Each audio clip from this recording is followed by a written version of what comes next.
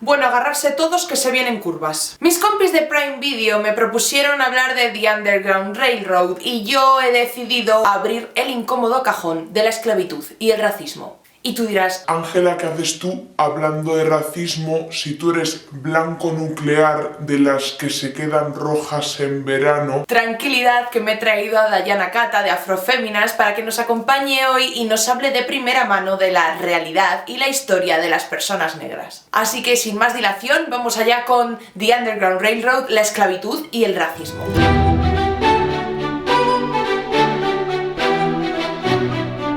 The Underground Railroad es una serie adaptación de la novela del mismo nombre que fue publicada por Colson Whitehead en 2017 y ganadora del premio Pulitzer de ese mismo año. Cuenta la historia de Cora y César, dos esclavos de una plantación de algodón en Georgia que deciden huir de la esclavitud a través de un tren subterráneo que los llevará hasta el norte en busca de su libertad. Si queréis saber más sobre este ferrocarril subterráneo y si existió en realidad, pues podréis saber más sobre el tema aquí.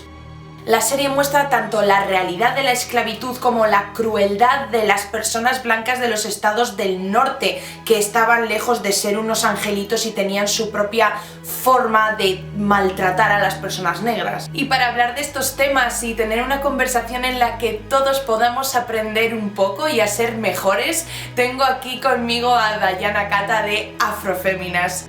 Hola, buenos días Dayana, ¿qué tal estás? Hola, buenos días, ¿cómo andas? Fenomenal, me alegra un montón que hayas venido con nosotros a hablar de este tema tan interesante de esta serie y de las implicaciones que tiene para nuestra sociedad. Lo primero que quería hablar es que como la protagonista de la serie realmente es una mujer negra y una mujer esclava, pues me gustaría hablar de la situación específica, ¿no?, de las mujeres durante la esclavitud, porque aunque se ha escrito mucho acerca del esclavismo en los Estados Unidos, se ha tratado poco el tema de la mujer en concreto. Bueno, yo creo que es un grave error creer que el rol de las mujeres negras esclavizadas quedaba relegado, ¿no?, simplemente a las labores del hogar o el cuidado de los niños que nacían en cautiverio o, por ejemplo, el hijo de las personas blancas colonialistas, ¿no?, ser nanny de las personas, estos niños. Creer esto es pensar que eran vistas con un atisbo de humanidad. La realidad es que las mujeres trabajaban, las mujeres negras esclavizadas trabajaban también en los campos, a la par de los hombres, soportaban las mismas arduas horas bajo el sol y recibían los mismos castigos atroces. Pero su papel no quedaba solamente allí. Sus cuerpos, por ejemplo, eran usados como experimento médico, tanto vivas como muertas en nombre de la ciencia.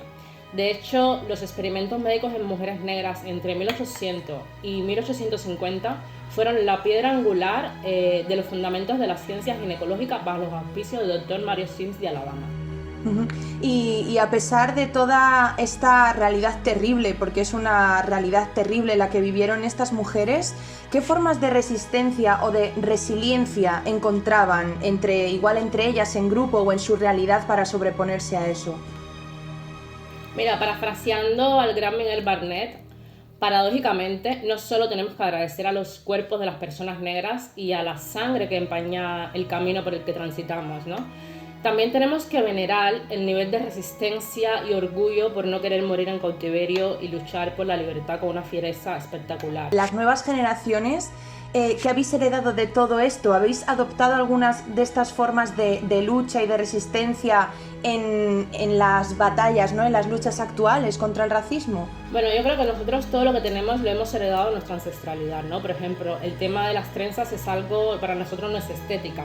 Sigue siendo resistencia, sigue siendo legado, sigue siendo fuerza, ¿no? Sigue siendo una manera de combatir y de seguir la resistencia. Y hoy en día nos vamos al otro lado, ¿no? Que parece que aquí en Europa tenemos muy claro que Estados Unidos tuvo un pasado de esclavitud muy grande, que lo han heredado hoy día, que se sigue manifestando pues a través de los comportamientos y de los asesinatos a personas negras de forma completamente arbitraria. Pero eso, en Europa y en España, que parece que mucha gente piensa que no somos nada racistas, ¿cómo se manifiesta el racismo aquí? El racismo sigue operando en todo el mundo con total impunidad, eso está claro. Cuando a mí me dicen que la esclavitud es cosa del pasado, a mí me recorre un escalofrío espectacular. O sea, ¿por qué no se abolió del todo? Es una falsa ilusión. Lo que hizo fue mutar y adaptarse a nuestros tiempos para poder sobrevivir. La diferencia está en que no opera de la misma manera en todos lados. Entran en juego múltiples factores, ¿no? Como el país donde se encuentre, el nivel adquisitivo, económico, cultural, social y psicológico de la sociedad donde opera el racismo. ¿Y qué podemos hacer las personas blancas para ayudar a mejorar esto? Porque entiendo que no nos podemos apropiar de vuestra lucha porque es vuestra, pero ¿en qué manera podemos ayudar sin eclipsar que las voces verdaderamente protagonistas son las vuestras? Vale, todas las personas blancas no son racistas, eso está claro. Pero todas las personas blancas se benefician de un sistema racista creado para ellos y por ellos, ¿no? Y por su comunidad. Entonces, llegados a un punto, yo creo que hay que dejar de pensar en individual para empezar a pensar en colectivo. Y pensar en colectivo es deconstruirse. ¿Y cómo nos deconstruimos? Desprendiéndonos de privilegios. ¿Y cómo lo hacemos? Siendo antirracistas, siendo combativos y siendo conscientes de que es un problema de todos. Hay que ceder espacio a las voces negras. Hay que escuchar lo que muchas activistas negras llevamos años diciendo hasta el aburrimiento y el cansancio. Hay que condenar el racismo de la misma manera en que condenamos el machismo, activamente. ¿Crees que esta serie va a ayudar a poner un granito de arena respecto a la visibilización o ayudar en contra del racismo? A mí particularmente, como mujer negra, este tipo de series me cuesta muchísimo verla. O sea, yo lo vivo mucho, lo sufro mucho, el tema de los azotes, el tema de... Bueno, me molestan, me duelen y es una incomodidad que, bueno, yo creo que sufrimos gran parte de la comunidad negra y afrodescendiente, ¿no?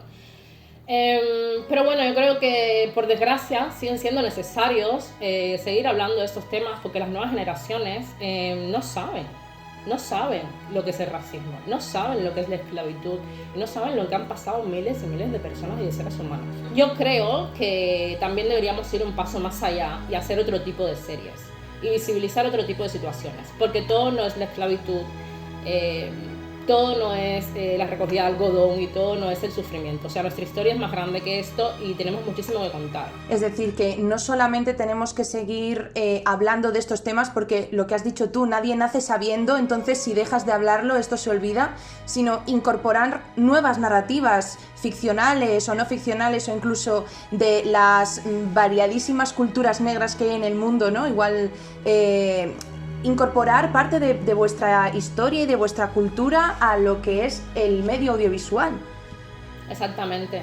Y creo que habría que ir un paso más allá y contar no solo con actores, historias o problemáticas o guiones de personas negras diversas, sino que también que habría que incluir en el equipo a personas negras, guionistas, directores, realizadores, productores. ¿Por qué? Porque la historia se ampliaría. Pues... muchísimas gracias, Dayana, me ha encantado hablar contigo, he aprendido mucho, así que no sé, muchas gracias por venir aquí y prestarte a tener esta entrevista. Hoy hemos tenido un vídeo súper intenso, pero es que así es The Underground Railroad, una serie sin pelos en la lengua y que, como dice Dayana, ayuda muchísimo a visibilizar una realidad y dar referentes a personas que normalmente no los tienen. De hecho, estoy segura de que cuando la veáis os va a dar muchísimo que pensar. Y antes de iros corriendo a ver The Underground Railroad, no olvidéis darle a like, suscribiros al canal y dejar abajo vuestros comentarios tanto de la serie como de otros títulos de la cartelera de Prime Video que queráis que comente. Nos vemos pronto con más análisis cañeros de series y películas que os tenéis que ver. ¡Adiós!